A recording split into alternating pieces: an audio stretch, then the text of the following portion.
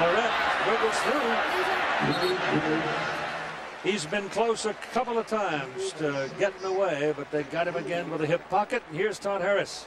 Well, Keith and Dan, you pointed out how tough he is and how smart he is. Check this out. He's a molecular genetics major at Ohio State.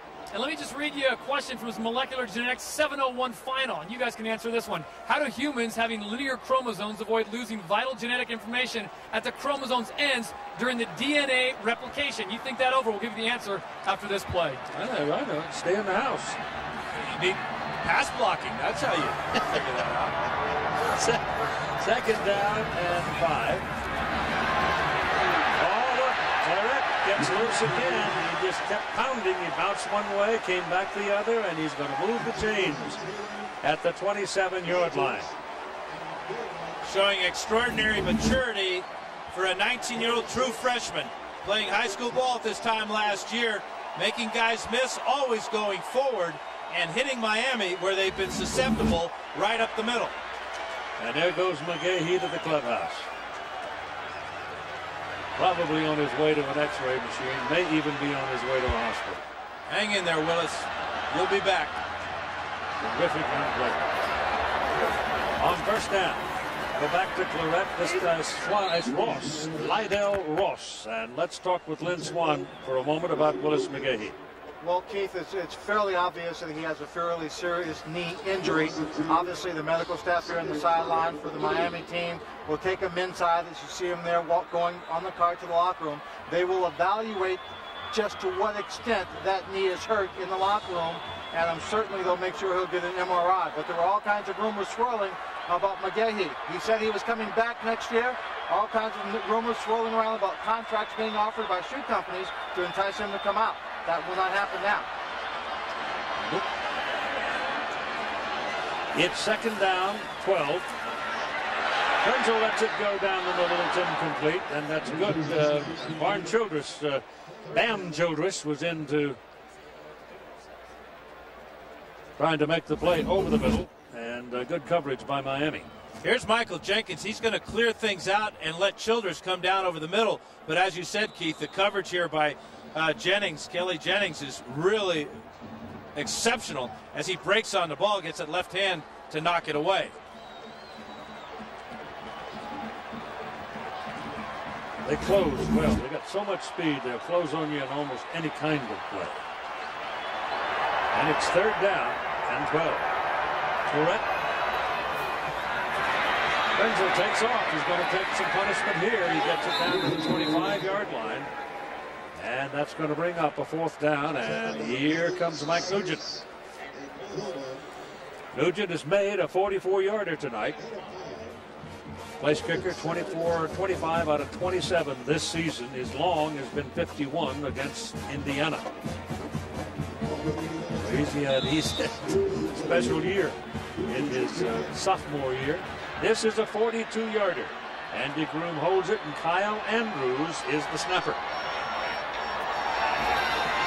Ball's kick.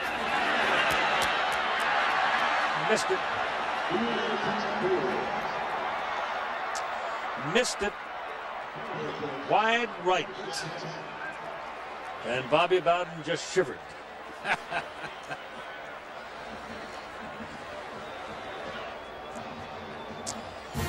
So we've got 6 minutes and 36 seconds to play in the football game, and we got another Buckeye breath holder. The attendance tonight, 77,502. It's the third largest Fiesta Bowl crowd. And they're watching what is clearly the best of all the BCS championship games so far. Down the middle, ball thrown to Kellen Winslow. He might break this big. His legs are taken away up at the 35-yard line. He picks up a first down. Chris Campbell kept him from a really big play. Jarrett Payton is in there at tailback in place of the injured Willis McGahee. Yeah, Chrysler passing playbook. Two things to check out here. Watch Ken Dorsey. First is a quarterback drop back and come off to a secondary receiver who happens to be Kellen Winslow. This is Payton slashing over the right side and going for at least 5 yards. And Winslow gets down across the middle 8 catches now for 98 yards for Winslow, as Miami's trying to change the tempo of this game with their no-huddle offense, trying to wear out the Buckeye defense. 6 minutes to go in the game. Ohio State leading by 3. Just missed a 42-yard field goal. A little short pass drilled again to Kellen Winslow, and that will pick up the first down to the Ohio State 49-yard line. And right now, Ohio State has no answer for Winslow. He's running away from linebacker. He's overpowering defensive backs.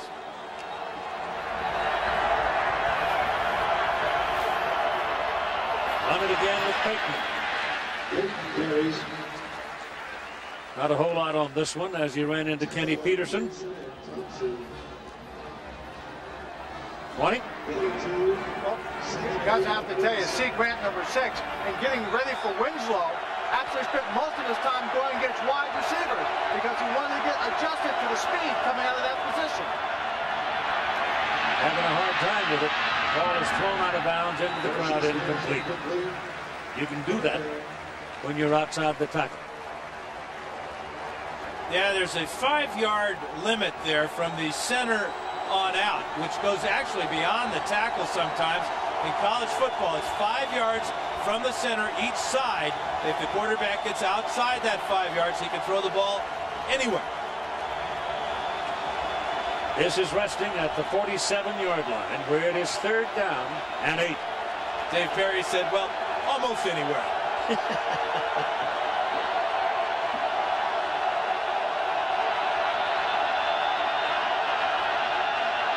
Shotgun, Dorsey. A lot of time. Finally lets it go down the middle. It's caught by Roscoe Parrish, and the ball comes out. And Ohio State pounces on it. The beanbag is down, and the Buckeyes recover it. It's Will Allen with another big play. Donnie Nicky and Destin Fox combined to knock this ball out of the hands of Roscoe Parrish. Fantastic throw by Dorsey. Parrish just couldn't hang on as the Buckeyes secondary converges and knocks it away. And the Buckeyes may have dodged a bullet.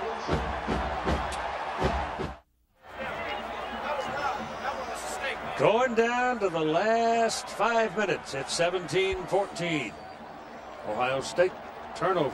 Miami is helping them. Well, the 5 turnovers, obviously a season high, but Miami coming into the game only were +2 in turnover ratio. Surprising for a team that's undefeated.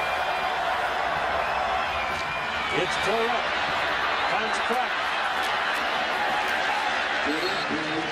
Brought down by Maurice Sykes, who was shaken up a little while ago, but that is a gain from the 18 up to the 23, 5 yards. That looks like a cramp in his calf. Coming out. Yeah. Second and 5 at the 23. It looks like it could be a cramp, the way he's walking on it. Yeah. Holding it. Lydell Ross goes in to replace him, the 210-pound sophomore, and the fastest, as we told you earlier, of the group. So let's keep an eye on Dorette and see what's going on here as they're looking around at the calf. It's not serious, but it still is painful. Oh, it hurts.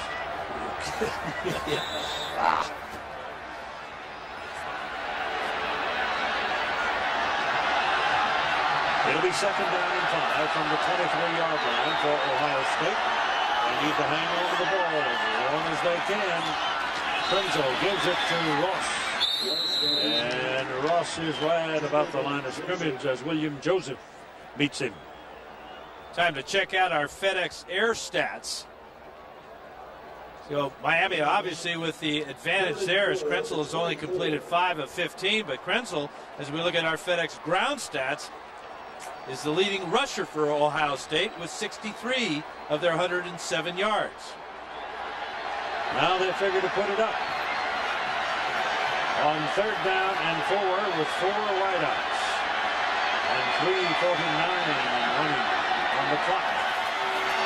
Pressure coming.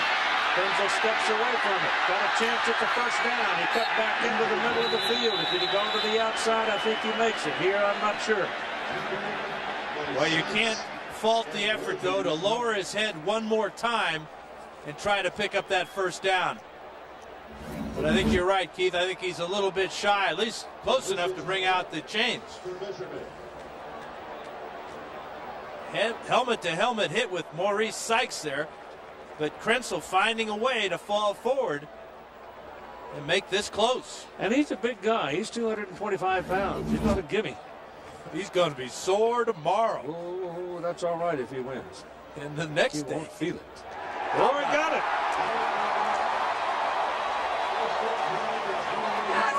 One of the more amusing things about it, he is from Utica, Michigan.